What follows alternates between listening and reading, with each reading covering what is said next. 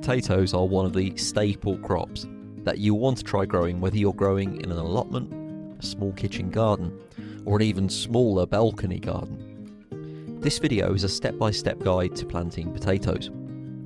Arguably, planting the potatoes is the most important stage in the growing process. Potatoes are a fun and exciting crop to grow because most of the action actually happens under the ground. There is an element of magic to this process, but jeopardy too, because you can't really see how the crop is growing until you pull the plants out of the ground to get that magical, delicious harvest of potatoes. So getting this first stage correct is really important. Potatoes are perfect for planting out during the early part of the growing season. The cool conditions of spring are perfect for planting out your potatoes. The exact time of planting will differ from variety to variety, as there are different types of potatoes that will require slightly different planting times, and these planting times will differ depending on your local climate. Here in the UK, varieties which are labelled as early and second early varieties will be planted from late March to early April, whereas varieties labelled as main crop will be planted during April. You can also plant in midsummer, in July and August, to provide a winter crop of potatoes. Believe me, harvesting your own potatoes for Christmas is one of the great joys in the gardening calendar. I would avoid planting the potatoes too early. Wait until the soil has warmed a little in your local area, as warmer soil will lead to faster growth and bigger crops. Cold, wet conditions can lead to a less successful harvest. Find a spot for planting your potatoes that gets lots of sunlight, at least 6 to 8 hours of sunlight, or even better. Just be aware when you're planting in early spring that the trees that are without leaves during early spring may later in the year provide more shade, so be aware of how your space changes throughout the changing seasons. You want to plant your potatoes into light and fluffy soil so that they have the room and it's easy to send out their tubers. If you have very heavy clay soil, as I do, you will probably need to grow in raised beds. I would suggest adding some fertiliser or top dressing if you are doing a no-dig approach. The potatoes will want a pH between 5 and 6.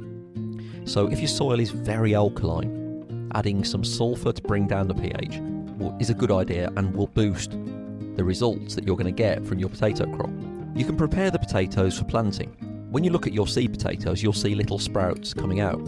These are called eyes. If you have small potatoes with one eye, you can plant that whole, but larger potatoes that have several eyes, you can actually cut them into segments, one eye per segment. After cutting, let the potatoes dry for a few days before you plant, so that the skin hardens up and you don't get any rot. By splitting the potatoes, you will get better results. Plus, your seed potatoes will go further and you'll save money on your initial investment. It's also a good idea to chit the potatoes.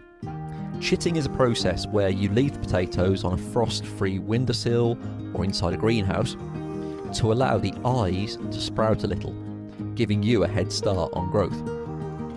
When you eventually come to plant your potatoes, you want to dig a trench around 4 to 6 inches deep. Plant the potatoes with their eyes, or if you've chitted them, the new growth, facing up. Separate each seed potato 8 to 12 inches apart.